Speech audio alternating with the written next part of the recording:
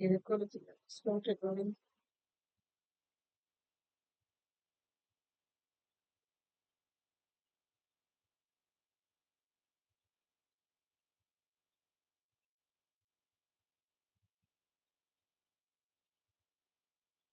So I'm Dr. K. Kavita, Department of Physics. I'm going to explain about superconductivity.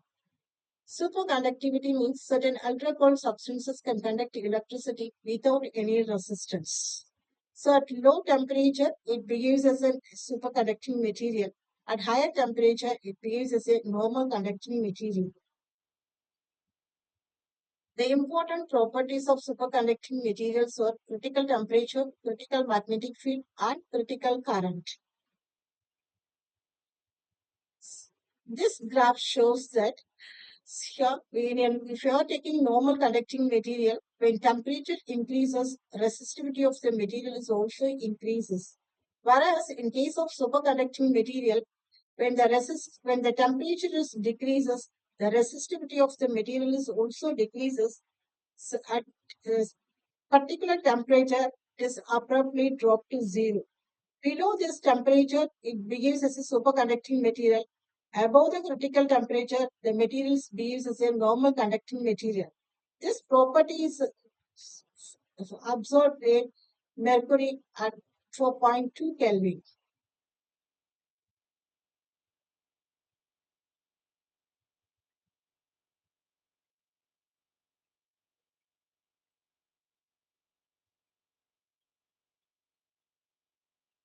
Physical changes at critical temperature.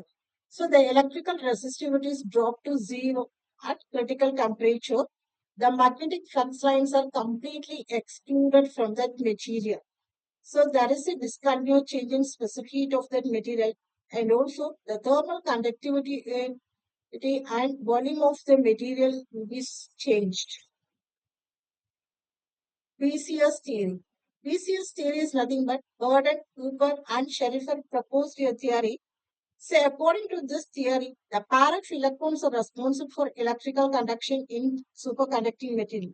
The Cooper pair is formed only at low temperature. When temperature increases, the Cooper pair will be broken.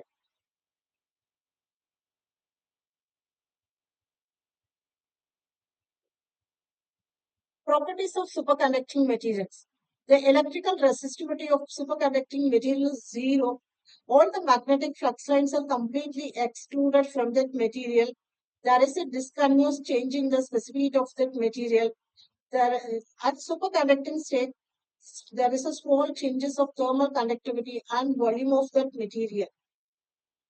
There are two types of superconducting materials.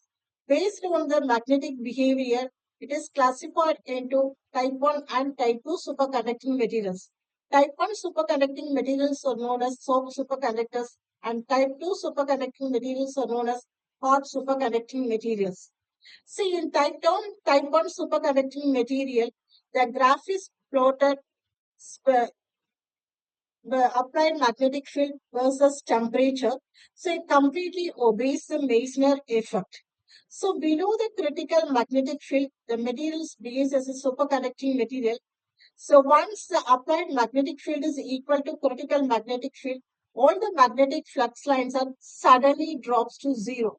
So above the critical magnetic field, the material behaves as a normal conducting material. Then the it has only one critical magnetic field. See here. See, if you are taking hot superconducting material or type 2 superconducting material, it does not exhibit Meissner effect. So when the applied magnetic field is equal to lower critical magnetic field HC1 means here the magnetic flux lines are fast to penetrate through that material. When the applied magnetic field is equal to so upper critical magnetic field HC2 means here the magnetic field is completely drops to zero.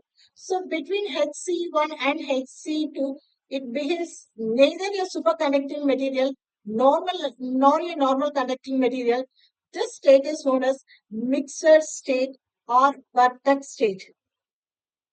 Example, high temperature superconducting materials are known as hot superconducting material.